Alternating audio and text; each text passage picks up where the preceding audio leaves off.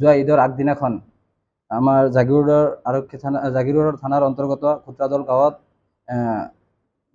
আমাৰ কেইজনমান মানুহৰ লগত এটা মানে খেল চেল লৈ কিবা এটা সৰু এটা কাজিয়া হৈছিলে।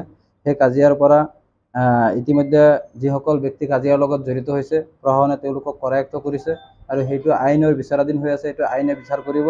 কিন্তু আজি মই আৰক্ষী প্ৰশাসনক স্থানীয় আৰক্ষী প্ৰশাসনক আজি এই সংবাদমেলৰ জৰিয়তে ধন্যবাদ দিছোঁ।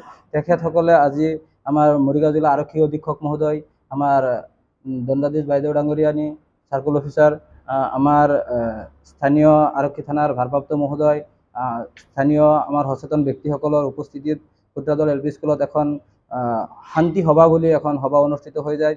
তাত আমাৰ গাঁওখনৰ ওচৰীয়া গাঁওখনৰ আমাৰ দুয়ো পক্ষৰ যাৰ যাৰ মাজত কাজিয়া হৈছে দুয়ো পক্ষৰ মানুহ তাত উপস্থিত আছিলে। তাত আমি কেইখনমান প্ৰপ'জেল লৈছোঁ যে আজিৰ পৰা আগত যেনেকৈ এই যিটো এটা কাজিয়া হৈছিল, এখন ঘৰত যেতিয়া আমি বসবাস কৰোঁ তেতিয়া ঘৰখনতো কিছু ক্ষেত্ৰত কেতিয়াবা কাজিয়া হয়, কিন্তু আমি মিলা প্ৰীতিৰে বসবাস কৰিব লাগিব।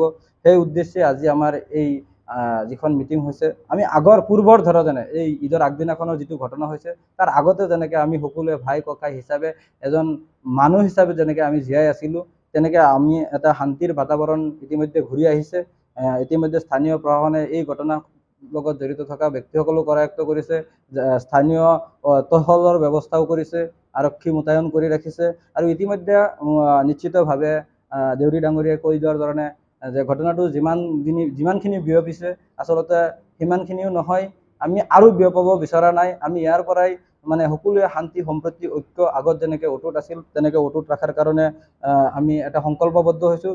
গাঁৱৰ সকলো ৰাইজ উপস্থিত আছিলে। তাত এখন শান্তি কমিটিও গঠন কৰা হৈছিলে। তাত আমাৰ মাননীয় প্ৰদীপ দেউৰী ডাঙৰীয়া, দীপেন ডেকা আমাৰ গাঁওবুঢ়া, আমজদ আলী আমাৰ প্ৰাক্তন সভাপতি, তেখেতসকলক উপদেষ্টা মণ্ডলী হিচাপে লৈ ইক্ৰামুল হুছেইন সভাপতি আৰু নাৰায়ণ দেৱনাথ আতাবুদ্দিনক উপসভাপতি, আমাৰ আব্দুল ৰফিক ৰঞ্জু দেৱনাথক সহ সম্পাদক লৈ আৰু সম্পাদক লৈ কাৰ্যকৰী সদস্য হিচাপে 11জনীয়া এখন শান্তি সমিতি গঠন কৰা হৈছে।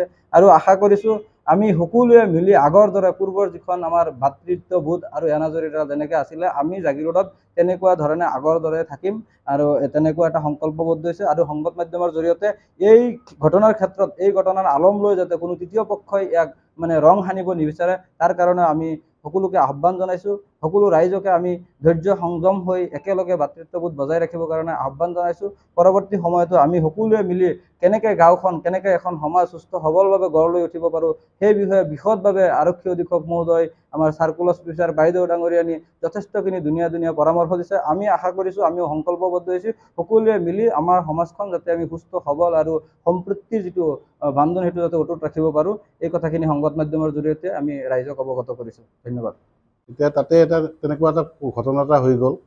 এতিয়া আমাৰ আৰক্ষী অধীক্ষক মহোদয়, চাৰ্কুল বাইদেউ আৰু OC মহোদয়ে গৈ পেলাই সেইখিনি যিটো ঘটনা হোৱা গৈছিলে সেই ঘটনাটোৰ ওপৰত আলোচনা মৰ্মে এইটো শান্তি কমিটি এখনো গঠন কৰি দিয়া হৈছে। তাতে যিটো মানে অকণমান যিটো অলপ দুই পক্ষৰ মাজত যিটো এটা উত্তেজনা হৈ আছিলে সৰুকৈ, সেই উত্তেজনাটো খাম কাটিবৰ কাৰণে শান্তি কমিটি এখন গঠন কৰা হৈছে।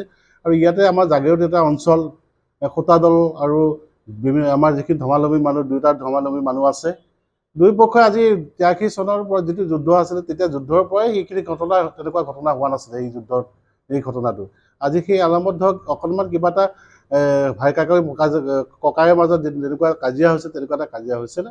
আশা ৰাখিছোঁ আজি সেই আমাৰ সংবাদমেলৰ জৰিয়তে আমি এই কাৰ্য যাতে এনেকুৱা এটা খুটাপাত যাতে ভৱিষ্যতলৈ বিয়পি নাযায়, তেনেকুৱা এটা নিউজ বাতৰি যাতে তেনেকুৱা নহয়, তেনেকুৱা কাৰণে আমি আজি আপোনালোকক সংবাদ মাধ্যম যোগে আমি প্ৰচাৰ কৰিব বিচাৰিছোঁ আৰু বা জনাব বিচাৰিছোঁ ৰাইজক সকলোকে আমাৰ যিটো আমাৰ শান্তি পৰিৱেশ জাগিৰোড অঞ্চলৰ এতিয়া এই শান্তি পৰিৱেশটো আমি অটুট আছে আৰু ভৱিষ্যতে অটুট থাকিব। আৰু আমি সকলোৱে বিভিন্ন ধৰ্মাৱলম্বী মানুহ আছে জাগিৰোড অঞ্চলত, আমি সকলোৱে মিলা প্ৰীতিকৈ থাকিম। আৰু যিসকলে দুই চাৰিজনে যি কুটাঘাত কৰিছিলে বুলি কৈছে যে সেইখিনি আইনে যিখিনি চাই আছে তেওঁলোকে চাই আছে বা সেইটো